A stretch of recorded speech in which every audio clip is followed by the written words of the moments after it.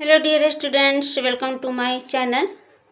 बच्चों, फिर से हम आपके क्लास में उपस्थित हुए हैं।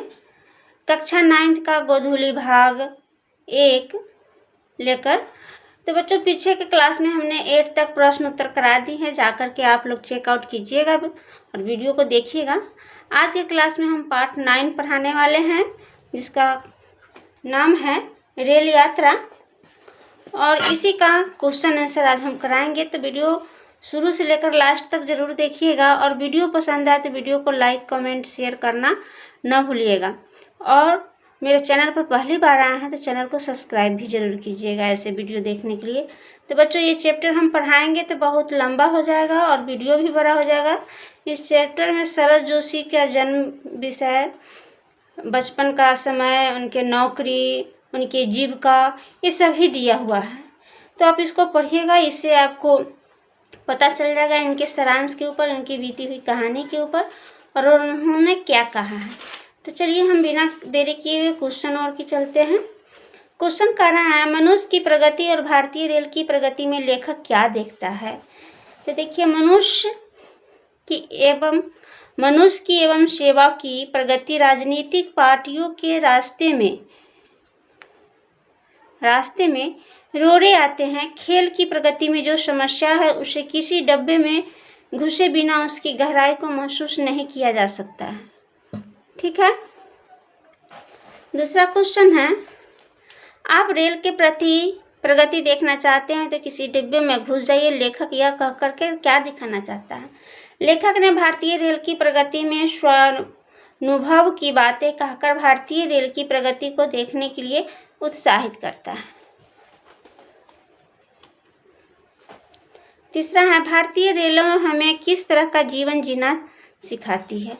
तो भारतीय रेलें हमें जीवन जीने की कला सिखाती है, क्योंकि यदि हम आत्मबल से हीन हैं तो गाड़ी में चढ़ नहीं सकते, वेटिंग लिस्ट में पड़े रहेंगे। अगर हम में आत्मबल है तो। चौथा क्वेश्चन कर रहा है, ईश्वर आपकी यात्रा सफल करे। इस कथन में लेखक आप पाठकों को भारतीय रेल की किस अवस्था से परिचित कराना चाहता है। ठीक है, आप जूम करके बच्चों देख लीजिएगा। तो उपरीत वाक्यों को कहकर लेखक यह कहना चाहता है कि अगर ईश्वर आपके साथ है तो टिकट आपके साथ है।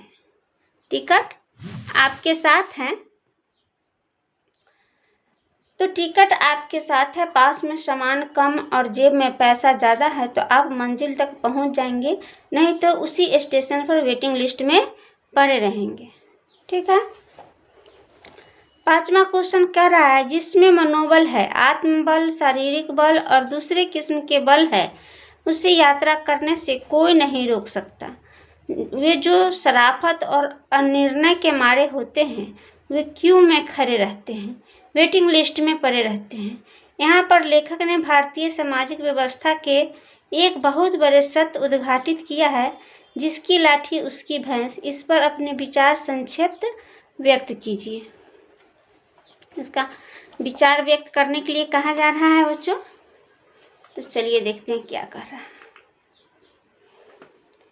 लेखक ने सामाजिक परिवेश में आए बदलाव को बड़े ही सहज ढंग से रेखांकित कर व्यंग किया है कि जो कमजोर है उसे और हदों उत्साहित किया है।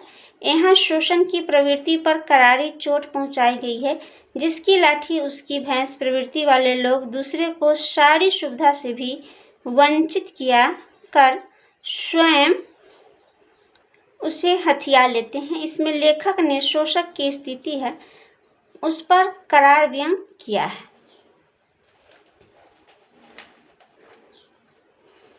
छठा क्वेश्चन क्या कर रहा है, देखिए, निम्नलिखित पंक्तियों के निहित व्यंग को स्पष्ट करें। क का है, दुर्दशा तब थी, दुर्दशा आज भी है। ये रेलें, ये हवाई जहाज, ये सब विदेशी है। ये न हमारा चरित्र बदल सकती है न भाग्य। तो प्रस्तुत पंक्ति शरद जोशी द्वारा लिखित रेल यात्रा शीर्षक से उद्भव है। इसमें लेखक ने बड़े ही रोचक ढंग से रेल यात्रा में होने वाली दुर्दशा की व्याख्या की है। लेखक दुर्दशा की चर्चा करते हुए वर्तमान व्यवस्था पर व्यंग करता है। और वे कहते हैं कि रेल, हवाई ये सब विदेशी है, इसमें तो हमारी दुर्दशा तो ही है। वर्तमान समय से भी हम भी किसी अपने देश में हैं, वहाँ भी मेरी दुर्दशा है, लेकिन मुख्यतः बात यह है कि हम दुर्दशा की स्थिति में भी प्रगति कर रहे हैं।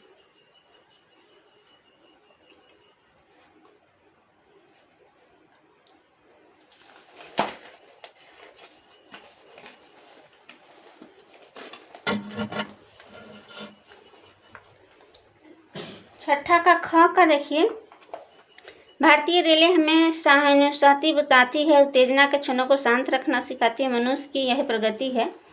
प्रस्तुत पंक्तियां सरल जोशी द्वारा लिखित रेल यात्रा शीर्षक से उद्भव है। इसमें लेखक ने रेल यात्रा के माध्यम से व्यंग्यात्मक भाषाओं को समझने के लिए कोशिश किया है कि भारतीय रेलें हमें कैसी मनोरम शिक्षा देती हैं।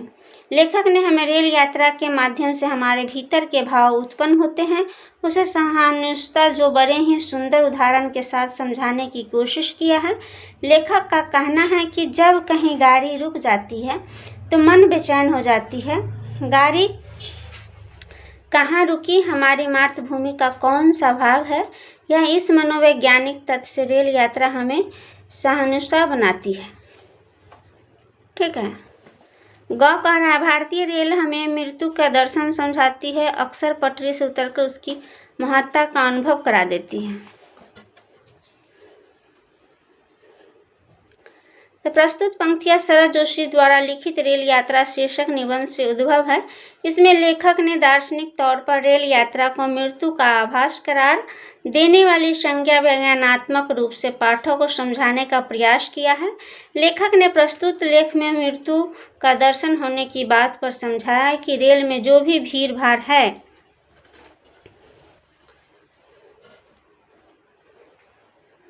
उसे जो कठिनाई है उसके बारे में वह सोचता है कि अगर शरीर नहीं होता, केवल आत्मा होती तो कितने सुख से यात्रा करती। शरीर यात्रा में तो पता ही नहीं चलता है कि रेल में चढ़ने के बाद वह कहाँ उतरेगा, अस्पताल में या शमशान में। लेखक ने यहाँ बड़ी चतुराई से मृत्यु के दर्शन का दार्शनिक रूप प्रस्तुत किया है।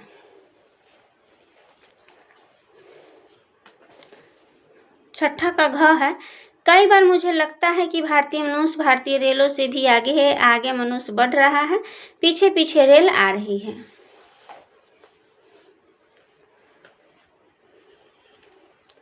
प्रस्तुत पंक्तियां शरद जोशी द्वारा लिखित रेल यात्रा शीर्षक से उद्भव है। इसमें लेखक ने रेल यात्रा में प्रगति की प्रतियोगिता दिखाकर बड़ा ही सुंदर व्यंग्य किया है। लेखक का कहना है कि भारतीय मनुष्य आगे बढ़ रहा है, उसे पायदान से लटके डिब्बे की छत पर बैठे भारतीय रेलों के साथ प्रगति करते देख लेखक अचरज में पड़ जाता है। अगर इसी तरह रेल पीछे आती रही, भारतीय मनुष्य सफर करते बढ़ते रहने की सिवा कोई भी रास्ता नहीं रहेगा। रेल चलती रहती है, मनुष्य सफर करते हैं, लड़ते लड़ते रात भर जागते रहते हैं, बढ़ते रहता है। रेल निशांत जो संयमी होते हैं वे रात भर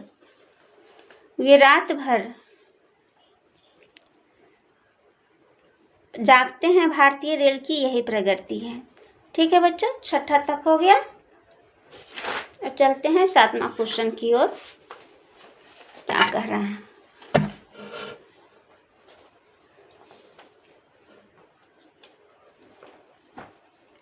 रेल यात्रा के दौरान किन किन परेशानियों का सामना करना पड़ता है, पठित पाठ के आधार पर बताइए। बच्चों वीडियो लंबा हो जाएगा लेकिन पूरा से आप देखिएगा। रेल यात्रा के दौरान यात्रियों को तो पहले यदि आत्मबल नहीं है तो उससे गाड़ी में चढ़ने ही नहीं दिया जाता। यदि चढ़ गए तो अपने खड़े तो सामान वहाँ कहाँ रखे, यदि सामान रखे तो अपने कहाँ रहे। उस रेल में चढ़ने के समय भीड़, धक्का मुक्की, थुक्कम फैजत, गाली गलौज इत्यादि परेशानियों का सामना करना पड़ता है। 8वां क्वेश्चन है, लेखक अपने व्यंग्य में भारतीय रेल की अव्यवस्था का एक पूरा चित्र हमारे सामने प्रस्तुत करता है। पठित पाठ के आधार पर भारतीय रेल की कुछ अव्यवस्थाओं को जिक्र करें। इसमें जिक्र की बात कर रहा है, भारतीय रेल का समय पर भी न आना जाना, टिकट कटाने में मुसीबत, चढ़ने की मुसीबत, सीट न मिलने की मुसीबत, इन सारी चीज़ों को समुचित व्यवस्था नहीं होने के ही लेखक ने भारतीय रेल की अव्यवस्था कहा है। बच्चों अस्थिर अस्थिर से पढ़ करके आप मिला लीजिएगा, लिख लीजिएगा। 9th क्वेश्चन है, लेखक अपने रेल विभाग के मंत्री कहते हैं कि भारतीय रेलें तेजी से प्रगति कर रही है। ठीक कहते हैं, रेल हमेशा प्रगति करती है। इस व्यंग के माध्यम से लेखक भारतीय राजनीतिक राजनेताओं का कौन सा पक्ष दिखाना चाहता है? अपने शब्दों में बताइए।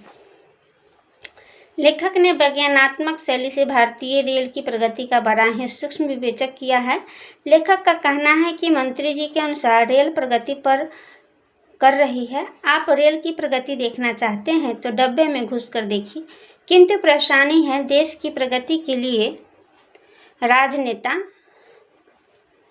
कितने उत्साहित होते हैं, मगर देखिए कोई खाते खाते मर रहा है तो कोई खाने के लिए मर रहा है। यही प्रगति का खेल है। 10वां क्वेश्चन की ओर चलते हैं।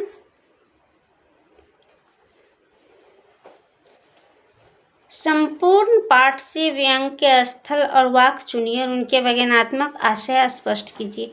भारतीय रेल प्रगति कर रही है। लेखक का व्यंग है कि हाँ, भारतीय रेल प्रगति कर रहा है, मगर आप रेल में घुसे तो आपको रेल की प्रगति स्वतः ज्ञात हो जाएगी। 11वां क्वेश्चन है, इस पाठ में व्यंग की दोहरी धार है। क्या है? दोहरी धार है। एक विभिन्न वस्तुओं और विषयों की ओर तो दूसरी अपनी अर्थात भारतीय जन की ओर। पाठ से उदाहरण देते हुए ये प्रमाणित कीजिए। इसको प्रमाणित करना है बच्चों। तो देखिए पाठ में दोहरी धार है। जैसे मंत्री जी भाषण देते हैं कि रेल प्रगति कर रही है। दूसरी धारा है भारतीय जनता की ओर, इसलिए कि भारतीय रेल से तो प्रगति कर रही है, मगर उसमें जो अव्यवस्था है उसकी मार सीधे जनता जनार्दन पर पड़ती है। भारतीय रेल की प्रगति का जितना वर्णन किया है उसमें लेखक व्यंग है।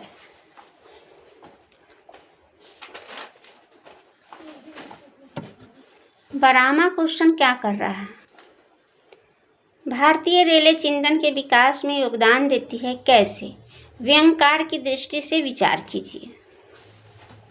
लेखक ने भारतीय रेल के विकास में चिंतन करने के लिए प्रेरित किया है। व्यंग के आधार पर चिंतन दिशा में ध्यान देने से आदमी उस अवस्था में आता है कि अंतिम यात्रा में मनुष्य खाली हाथ रहता है। क्या रहता है? मनुष्य खाली हाथ रहता है। 13 क्वेश्चन है, टिकट को लेखक ने देह धरे को दंड क्यों कहा? लेखक ने बड़े ही व्यंग पूर्वक ढंग से रेल यात्रा की असुविधा को उजागर किया है। लेखक ने कहा है कि लोकल ट्रेन में भीड़ से दबे कोने में सिमटे यात्री को जब अपनी देह भारी लगती है, वह सोचता है कि शरीर न होता, आत्मा होता तो कितना सुख से यात्री यात्रा करता।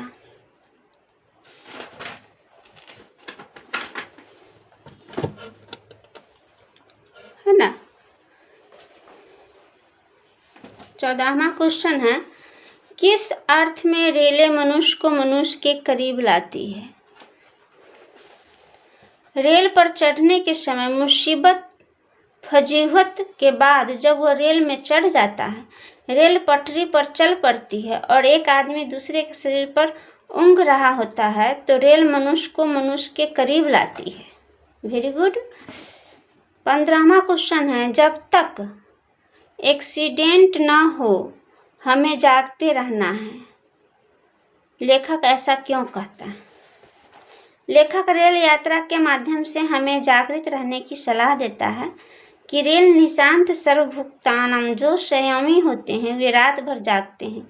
रेल में सफ़र करते दिन झझकते रात भर जागते हैं। बच्चों वीडियो पसंद आए तो वीडियो को लाइक करना और चैनल को सब्सक्राइब भी करना। आगे कौन सा विषय की ज़रूरी है बच्चों, आप कमेंट करके ज़रूर बताइएगा। हम पूरी कोशिश करेंगे आपको वो विषय लेकर के हम आपके क्लास में उपस्थित हों। मिलते हैं नेक्स्ट वीडियो में, तब तक के लिए जय हिंद।